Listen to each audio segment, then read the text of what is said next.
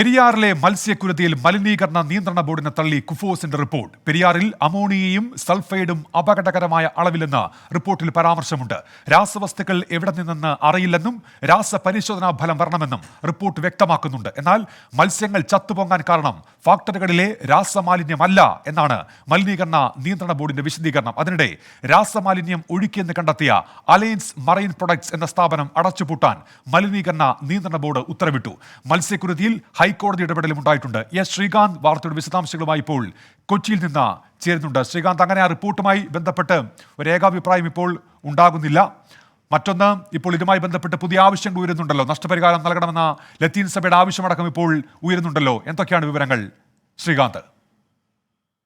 ഉന്മേഷ, നിലവിൽ നേരത്തെ ജലസേചന വകുപ്പ് പറഞ്ഞത് ഈ മലിനീകരണ നിയന്ത്രണ ബോർഡ് കൃത്യമായി തങ്ങളെ ഒന്നും അറിയിച്ചിരുന്നില്ല എന്നതിൻ്റെ അടിസ്ഥാനത്തിൽ വീഴ്ച അവർക്കാണെന്നാണ് നേരത്തെ ജലസേചന വകുപ്പ് പറഞ്ഞത്. എന്നാൽ ഈ മലിനീകരണ നിയന്ത്രണ ബോർഡ് പറയുന്നത് ഒരു തരത്തിലുള്ള രാസമാലിന്യങ്ങളും ചോർന്നിട്ടില്ല എന്നുള്ളതാണ്.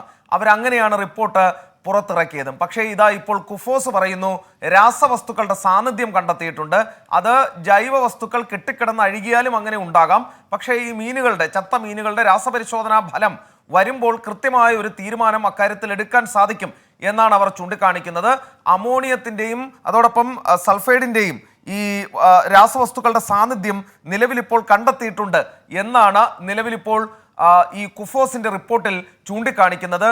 ഒപ്പം ഏറ്റവും പുതുതായി ചില വിവരങ്ങൾ കൂടി ഇതുമായി ബന്ധപ്പെട്ട് നൽകാനുണ്ട്. അതായത് ഈ വിഷയം കുഫോസിന്റെ റിപ്പോർട്ട് പുറത്തു വന്നതോടുകൂടി മലിനീകരണ നിയന്ത്രണ ബോർഡ് കടുത്ത നടപടിയുമായി ഇപ്പോൾ രംഗത്ത് വന്നിട്ടുണ്ട്.